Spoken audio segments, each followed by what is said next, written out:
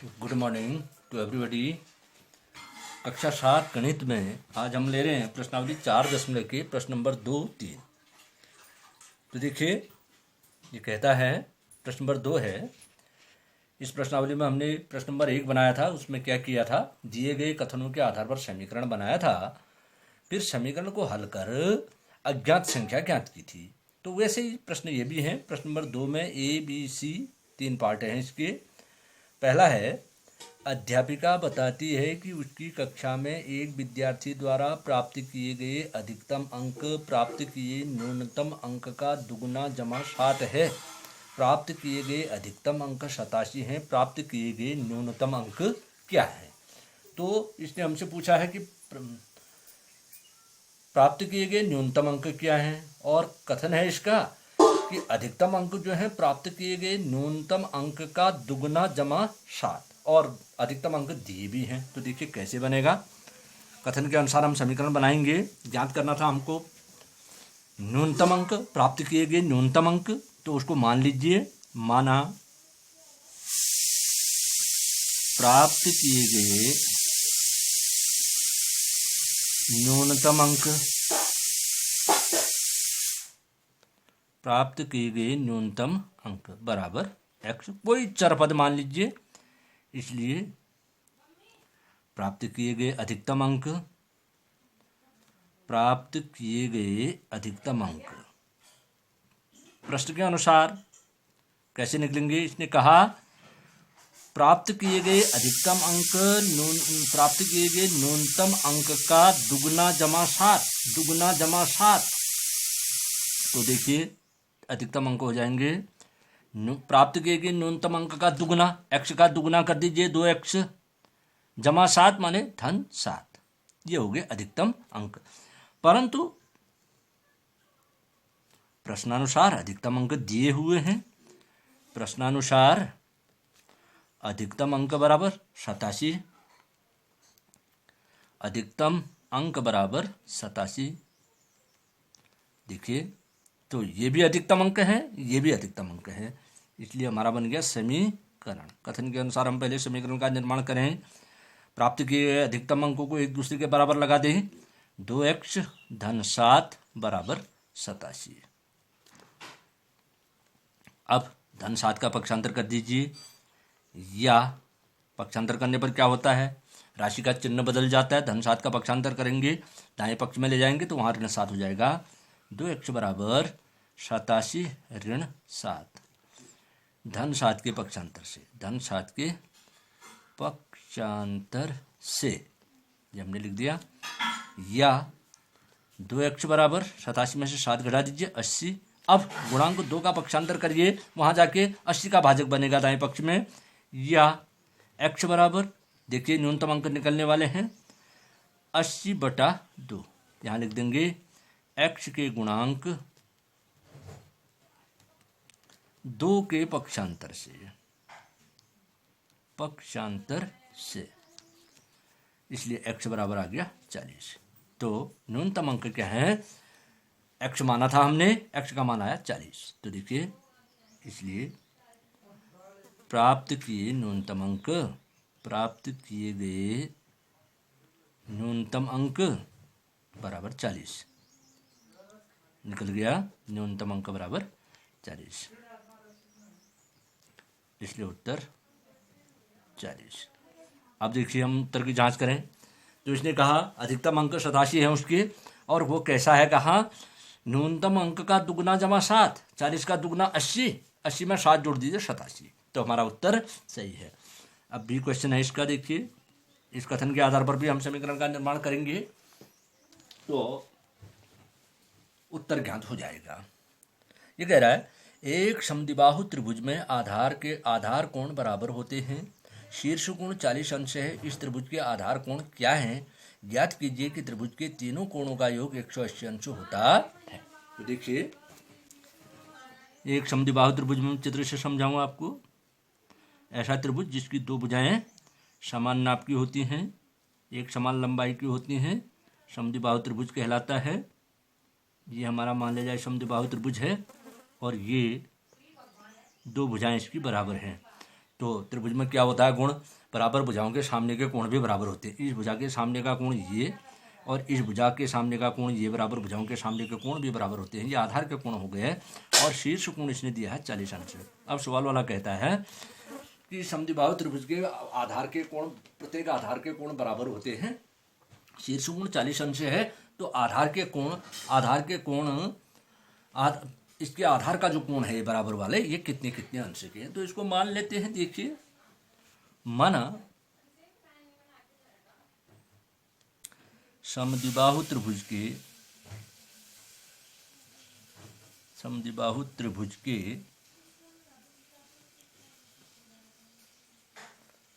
बराबर आधार के कोणों में प्रत्येक की माप कुछ भी मान लीजिए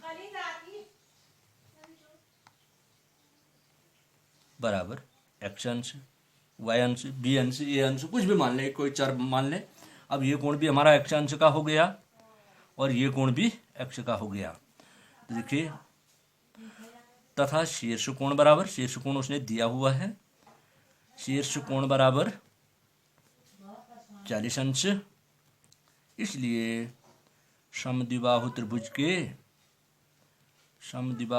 के तीनों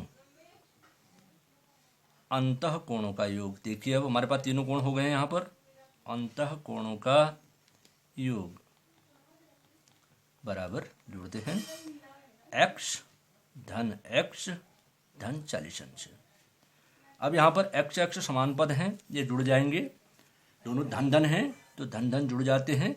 x 2x, एक इसका गुणांक भी 1, इसका गुणांक भी 1x ये हुआ, 1x ये हुआ। एक गुणांक 1 का भी नहीं लिखा जाता, तो 1 2x धन 40 अंश।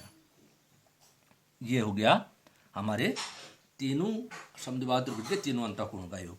परंतु त्रिभुज के तीनों अंतःकोणों का योग वो भी दिया है संकेत के लिए इसने, वैसे भी याद होना चाहिए। तीनों अंतःकोणों का योग 180 अंश। कितना होता है? 180 अंश। इसलिए समीकरण देखिए, हम समीकरण बना रहे हैं।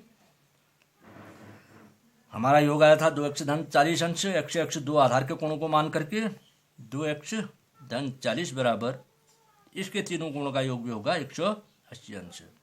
धन 40 का पक्षांतर कर दीजिए, या 2x बराबर 180 अंश ऋण 40 अंश, या 2x बराबर घटा दीजिए 180 में से 40 घटाइए 140, गुणांक 2 का पक्षांतर कर दीजिए। यहाँ पर लिखना चाहें तो लिख सकते हैं धन 40 के पक्षांतर से, धन 40 के पक्षांतर से। ठीक हो गया।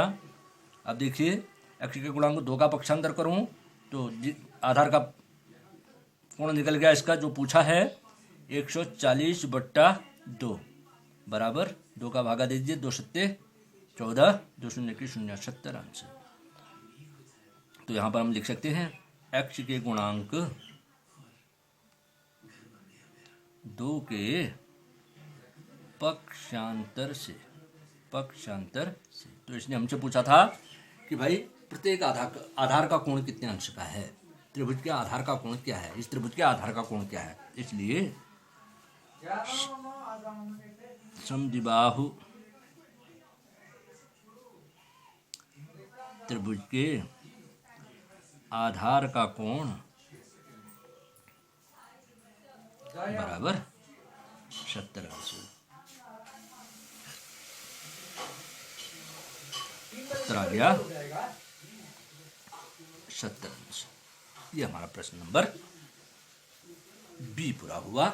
अब आते हैं प्रश्न नंबर सी में। प्रश्न नंबर सी क्या कहता है, देखिए, सचिन द्वारा बनाए गए रनों की संख्या राहुल द्वारा बनाए गए रनों की संख्या की दुगुनी है। ये दोनों ने मिलकर बनाए गए कुल रन एक दोहरे शतक से 2 रन कम है। तो दोहरा शतक 200 का हुआ, उससे 2 रन कम 198। दोनों द्वारा बनाए गए रनों का योग 198 निकल गया। तो दो खिलाड़ी हैं सचिन और राहुल। कह रहा है सचिन द्वारा बनाए गए रन राहुल द्वारा बनाए गए रनों की संख्या की दुगुनी है। तो राहुल के रन मानने पड़ेंगे तब सचिन के निकलेंगे। माना राहुल द्वारा बनाए गए रन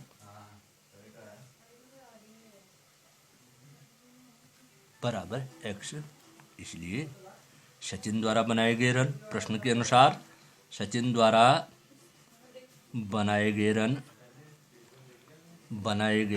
रन बराबर हो गया राहुल के द्वारा बनाए गए रनों की संख्या का दुगुना x का दुगुना कर दीजिए 2x, इसलिए दोनों के द्वारा बनाए गए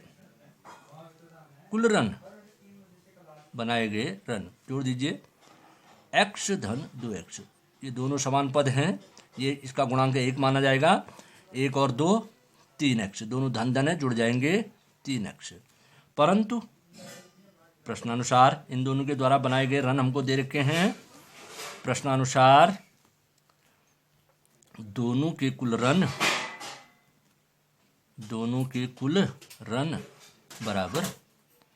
एक दोहरे शतक से 2 रन कम, दोहरे शतक 200 का 2 रन कम कर दीजिए 198।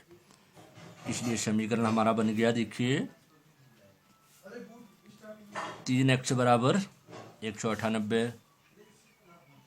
तो गुणांक 3 का पक्षांतर कर दीजिए, x का मान निकल जाएगा। x का निकलता है तो उसके द्वारा बनाए गए रन भी निकल जाएंगे। दोनों के रन हमको निकालने हैं। तो देखिए, या x का गुणांक 3 का पक्षांतर करूं तो 198 का भाजक बनेगा, पक्षांतर पर चिन्ह बदलता है।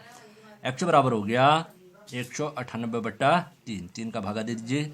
3 छक 18, 19 में गया, 1 शेष बचा, 18 हो गया, 3 छक 18 66। यहाँ पर हम लिखेंगे x के गुणांक 3 के पक्षांतर से हो गया। तो अब दोनों के रन हम निकाल सकते हैं, इसलिए राहुल के रन हो गए हमारे, क्या माने थे हमने, x माना था, x का माने हो गया 66 रन, तथा सचिन के रन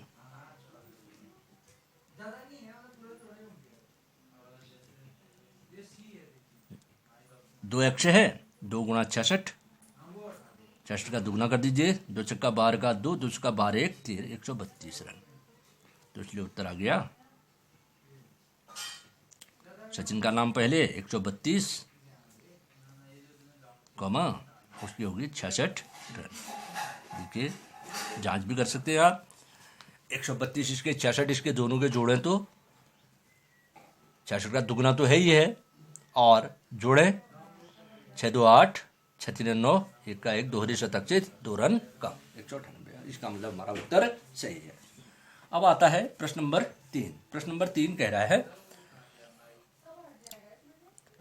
इरफान कहता है कि उसके पास परमीत के पास जितने कंचे हैं उसके 5 गुने से 7 अधिक कंचे हैं। इरफान के पास 37 कंचे हैं, तो परमीत के पास कितने कंचे हैं? तो ठीक है, माना प्रश्न नंबर 3 जो बताना है उसको मान लीजिए 3 का आई।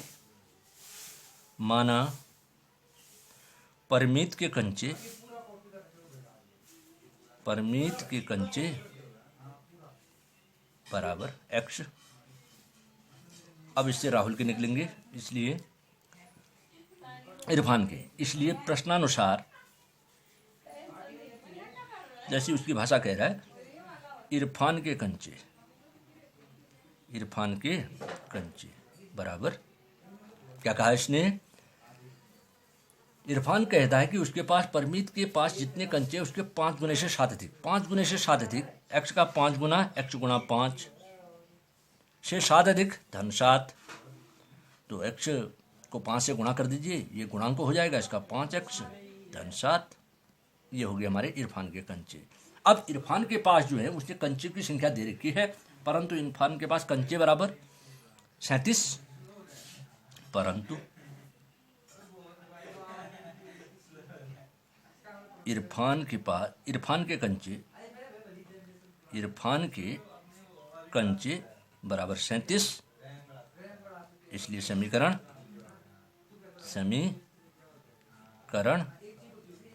5x धन 7 बराबर 37। धन 7 का पक्षांतर कर दीजिए, या 5x बराबर धन 7 पक्षांतर करने पर इसका चिन्ह बदल जाएगा, दूसरे पक्ष में जाने पर दाएं पक्ष में 37 ऋण 7 धन 7 के पक्षांतर से धन 7 के पक्षांतर से, या 5x बराबर 37 में से 7 घटा दीजिए 30। अब x के गुणांक 5 का पक्षांतर कर दीजिए तो परिमित के कंचे निकल जाएंगे, क्योंकि उसके कंचे हमने x माने हैं। या x बराबर 30/5 गुणांक भाजक में परिवर्तित हो जाएगा। x के गुणांक 5 के पक्षांतर से, ठीक हो गया। इसलिए x बराबर आ गया 5 का भागा 30 में दे दीजिए, 5 का 30। अतः यही बताना था, परिमित के पास या परिमित के कंचे बराबर 6। उत्तर आ गया 6 कंचे, 6 कंचे। अब जांच भी आप कर सकते हैं। देखिए परिमित के कंचे निकल गए। अब इरफान के पास उसके कंचों के 5 गुने से 7 अधिक, 6 का 5 गुना 6 पंचे 30, 7 जोड़ दीजिए 37, और उसके पास 37 कंचे हैं। ये इसने हमको दिया। अगला प्रश्न है इसी का आई। देखिए ये कहता है, लक्ष्मी के पिता की आयु 50 वर्ष है। उनकी आयु लक्ष्मी की आयु के 3 गुने से 4 वर्ष अधिक। 3 गुने से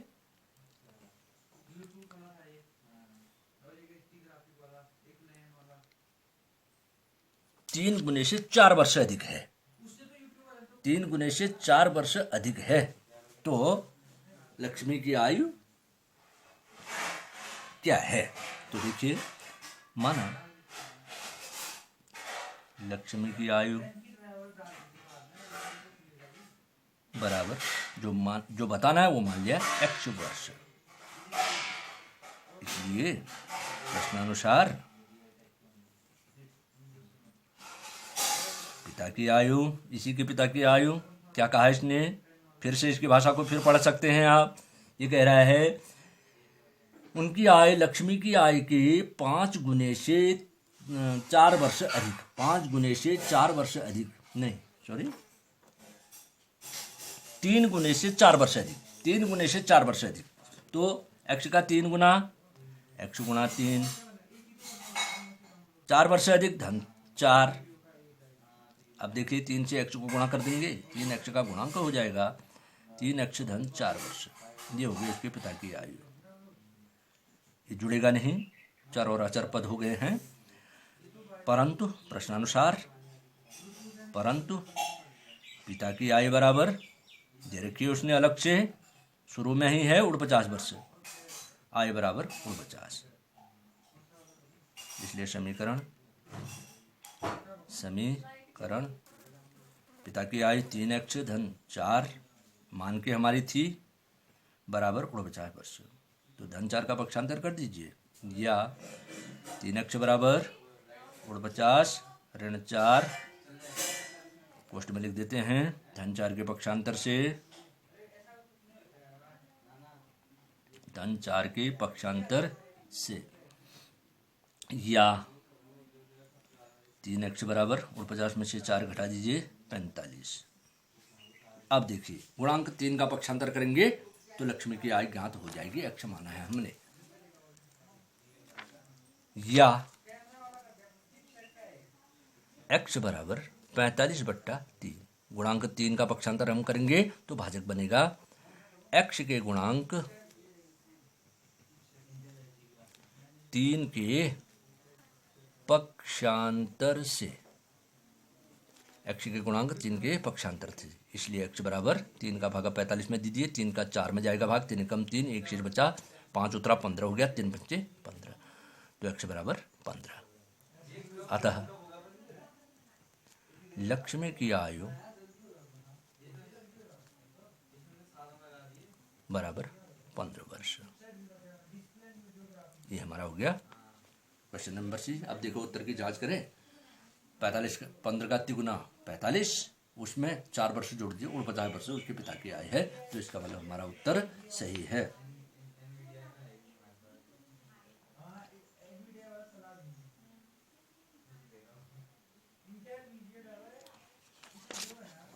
अगला प्रश्न है, सुंदर ग्राम के निवासियों ने अपने गांव के एक बाग में कुछ पेड़ लगाए। इनमें से कुछ पेड़ फलों के थे,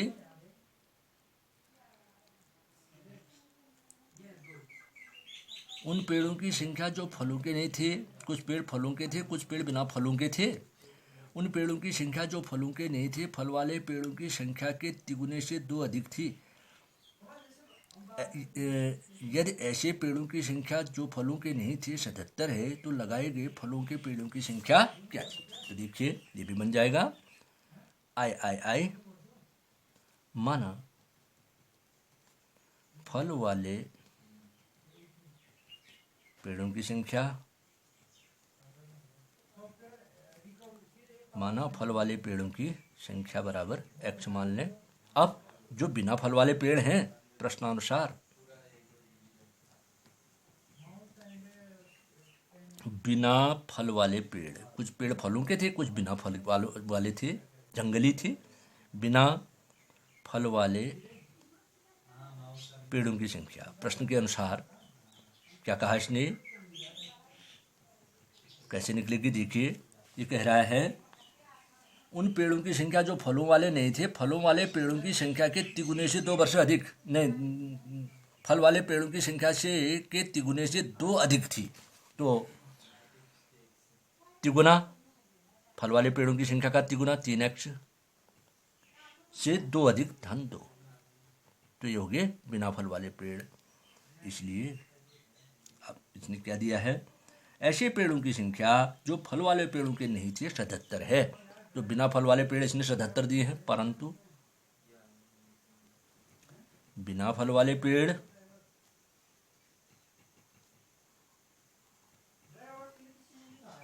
बराबर 77। अब हम बनाते समीकरण, इसलिए समीकरण बिना फल वाले पेड़ है हमारे पास, मान करके 2x धन नहीं 3x धन 2, 3x धन 2 बराबर 77। देखिए धन 2 का पक्षांतर कर दीजिए, या 3x बराबर धन 2 पक्षांतर होने पर ऋण 2 में बदल जाएगा। 77 ऋण 2 धन 2 के पक्षांतर से, धन 2 के पक्षांतर से, ठीक हो गया।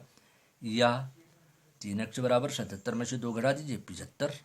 अब गुणांक 3 का पक्षांतर कर दीजिए, या x बराबर 75/3 बराबर 3 का भागा दे दीजिए, 3 दूनी 6, 7 में जाएगा, 1 शेष बचेगा, 5 उतरा उसके पीछे तो 15 हो गया, 3 बच्चे 15, 25 3 75। यहाँ पर लिखेंगे x के गुणांक 3 के पक्षांतर से, अतः फल वाले पेड़ों की संख्या हमसे पूछी है, फल वाले पेड़ों की संख्या, फल वाले पेड़ों की संख्या, फल वाले पेड़ों की संख्या बराबर 25। उत्तर आ गया 25 पेड़, 25 पेड़। जांच करिए, ठीक हो गया, फल वाले पेड़ निकल गए। तो बिना फल वाले पेड़ कहा उसने 77 है, 25 का तिगुना करो 2 अधिक, यही कहा 25 या 75 में 2 जोड़ दो, 77 पेड़ हैं। अंतिम प्रश्न है प्रश्न नंबर 4। देखिए इस प्रश्नावली का अंतिम प्रश्न ये कह रहा है, निम्नलिखित पहेली को हल करो। मैं एक संख्या हूँ, मेरी पहचान बताओ, मुझे 7 बार लो और एक 50 जोड़ो। एक 13 शतक तक पहुँचने के लिए आपको अभी भी 40 चाहिए। तो 13 शतक 300 का हुआ, 13 शतक तक पहुँचने के लिए 40 चाहिए, तो इसका मतलब 260। 13 शतक में 40 डालो 260। तो अब बताओ वो संख्या क्या है? तो देखिए कैसे बनेगा। माना संख्या बराबर x, अब इसने कहा मेरी पहचान बताओ, ये x क्या है? मुझे 7 बार लो और एक 50 जोड़ो। तो 7 बार लो, 7 गुना कर दो, या x धन x धन x धन x धन x धन x धन 7 बार 7 करो। बार बार जोड़ने की क्रिया गुणा भी कहलाती है, या 7 से गुणा कर दो। इसलिए प्रश्नानुसार समीकरण सीधे बना दे। प्रश्नानुसार समीकरण, इसने कहा मुझे 7 बार लो, अर्थात x धन x धन x धन x धन x धन x धन x करो, या 7x कर दो, 7 गुना कर दो। 7x, मुझे 7 बार लो, 7x हो गया, और एक 50 जोड़ो, धन 50 बराबर तिहरे शतक से 40 चाहिए। तिहरे शतक तक पहुंचने के लिए 40 चाहिए, अर्थात 260।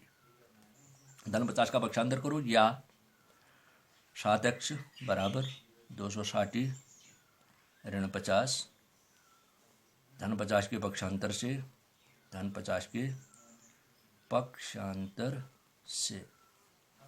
अब देखिए, या 7x बराबर 260 में से 50 घटा दीजिए, 210 गुणांक 7 का पक्षांतर करिए, या x बराबर, देखो संख्या निकल रही है 210 बटा 7, क्योंकि 7 बाएं पक्ष में गुणांक है, दाएं पक्ष में आके भाजक बनेगा। x के गुणांक 7 के पक्षांतर से, 7 के पक्षांतर से, तो इसलिए x बराबर आ गया आपका 7 का भागा 210 में दीजिए, 7 21 30। इसलिए उत्तर संख्या बराबर 30। तो वह संख्या क्या थी? 30 थी। तो आप 7 बार लीजिए, 30 धन 30 धन 30 धन 30 धन 30, 7 बार करिए, अर्थात 7 21 7 210 आएगा। इसमें एक 50 जोड़ो, 260 तिहरे शतक तक पहुंचने के लिए अभी भी 40 कम है। तो ये हमारा उत्तर सही है। That's all. आज इतना ही पढ़ेंगे, ये प्रश्नावली आपकी पूरी हो गई।